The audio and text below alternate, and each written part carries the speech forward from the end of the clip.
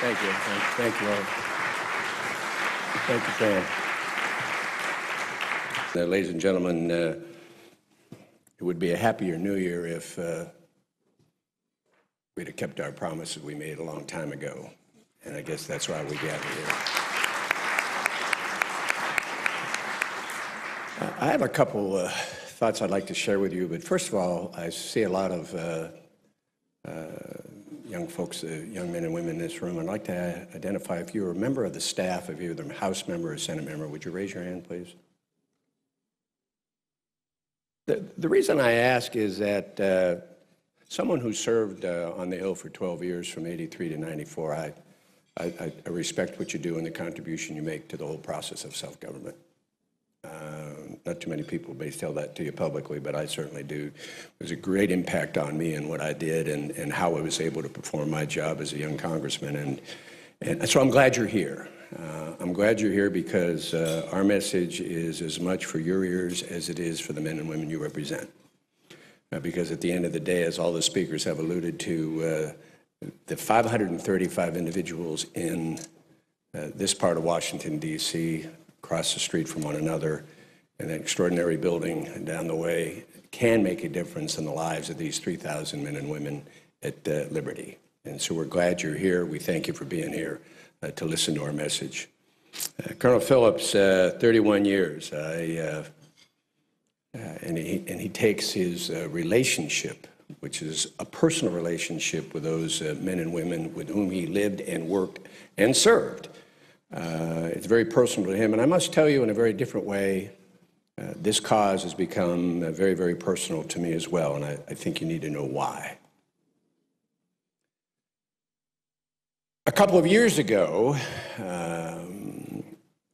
8 or 10 of us on a regular basis began communicating with a representative of the State Department by the name of Daniel Freed. Daniel Freed had been assigned the task or the responsibility of working with the United Nations, which has failed miserably in this regard, but we're not going to talk about them, failed miserably in their regard to live up to the promise of securing the appropriate safety embraced by the Maliki government, had failed in their responsibility to move these people from Ashraf to much safer places, had failed in their responsibility, frankly, for the longest time to simply take them off the terrorism list. But they finally off the terrorism list. But at the end of the day, we were approached by the State Department. And I would tell you that it was a fairly prominent group of men and women whose names you'd probably realize. There was a former Attorney General of the United States by the name of Michael Mukasey, 2 very highly visible, very credible and important Democratic political figures, my friend and colleague, former Democratic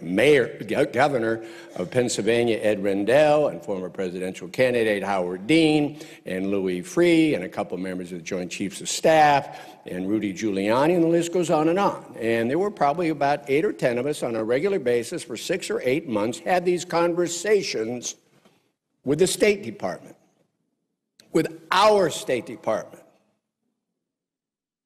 that allegedly represents our interest, and it was looking to represent the interest of the 3,000 plus men and women at the time at Ashraf. They beseeched, encouraged, convinced us to intervene on the behalf of the State Department, our State Department, to convince these men and women to leave the city they basically built. And I must tell you, it is rather remarkable. The diaspora of Iranians around the world had contributed hundreds of millions of dollars.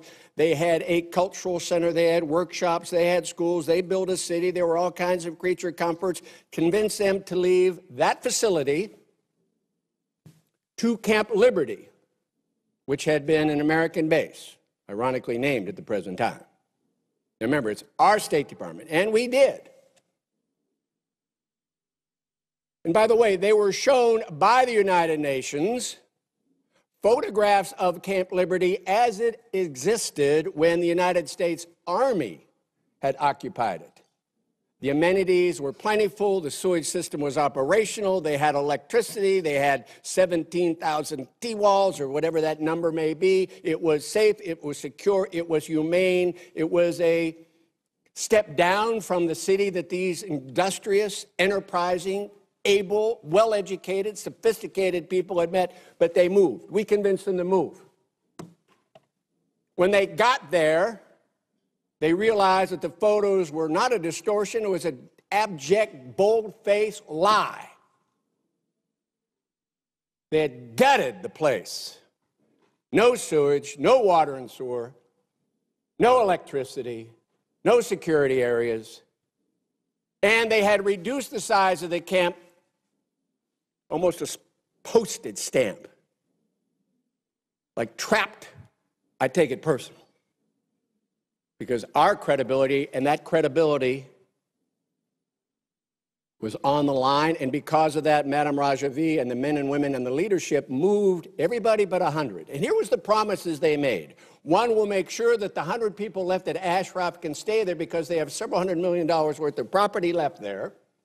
And we're going to convince the Iraqi government to let them sell it because then they can use those dollars for resettlement purposes. Promise number one, broken.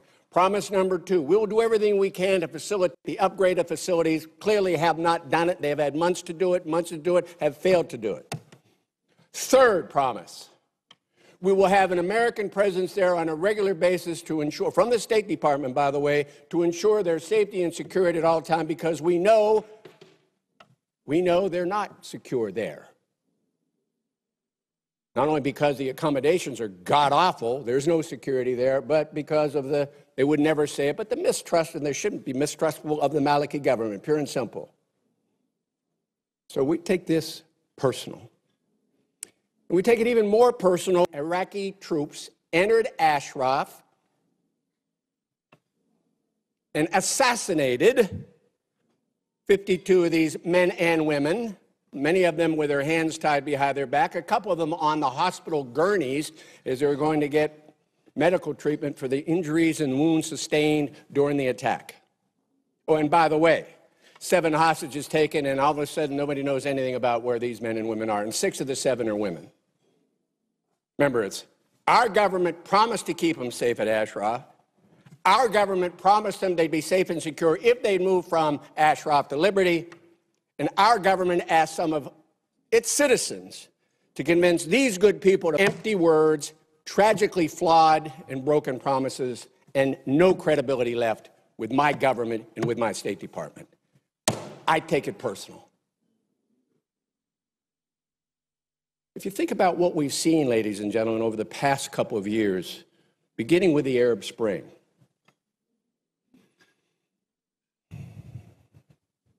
brave journalists, print journalists, TV journalists have pretty much documented what's transpired. And whether you like it right or wrong, they've been there. There's been a presence. The world community has seen its very eyes the god-awful atrocities in Syria. We read about them, see them all the time. And by the way, who's helping them? Iran, with the support of Iraq. But you see them all the time. What two countries don't you have access to in terms of what they're doing vis-a-vis themselves, their neighbors, the United States, and their own political system? Iraq, and even more importantly, Iran.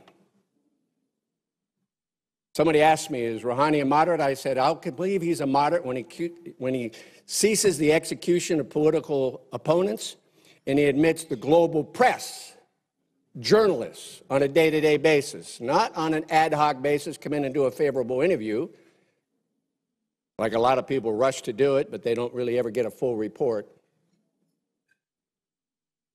And so what are we dealing with now? We're dealing with an Iraqi government, and I would say Maliki is a puppet and Rouhani and the mullahs are pulling the strings. I just kind of ask rhetorically, but I'm absolutely in wonderment and awe that anybody in this building or anybody in this town thinks they're going to negotiate a meaningful nuclear accord with the Iranian government, the same Iranian government that supports Hamas, Hezbollah, the Palestinian Islamic Jihad, that brought chaos to southern Lebanon, the same Iran that sends money, weapons, and troops to support Syria. They're murderous, inhumane, evil Assad. And I'm going to go back to the point I made at the very get-go. On multiple occasions, the United States government, through its designated, elected, and appointed officials, have made commitments to the men and women in Ashraf, have made commitments to the men and women who are fortunately, their voices in this country and, frankly, around the world, and not a single commitment has been met. And we promise to provide for their safety and security. Some of us take this very personal. Very personal.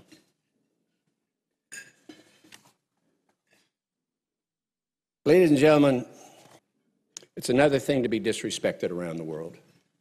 And what's the quickest way to be disrespected? The quickest way for you to disrespect somebody else is for somebody to give you their word and go back on your word. I dare say, is there anything more important to you in your relationship with individuals, people you care about, people you know, business, personally, socially, if they say they're going to do something and they fail to do it, or if they're disingenuous, don't keep their promise? I think that's the quickest avenue to disrespect and repudiation down the road. So if we want to be disengaged, that's a foreign policy decision, but disrespect is another thing. And I dare say, the rest of the world knows the promises we made to these 3,400 at one time men and women in Ashraf in 2002 when we disarmed them. The rest of the world knows we promised them protection under the Fourth Geneva Convention. The rest of the world knows that we told Maliki, you've got to provide the safety and security. I'm hoping as much of the world knows is that they convinced several Americans to use their credibility and visibility to convince them to move liberty. The rest of the world knows that they're living in a concentration camp. And the rest of the world knows that even Secretary of State Clinton promised that they'd be safe and secure. And if you don't keep its word to political refugees who have surrendered their means of self-defense to you, how much credibility do you have in the broader world community on other issues? Oh, I know you don't know these 3,000 people, and it may just be a blip on the screen compared to the number of people getting assassinated and murdered and tortured and killed in Syria and elsewhere around the world, but none of those people did the United States government pledge to provide safety and security. So to the men and women who are on respective staffs, we share this insight, this perspective with you.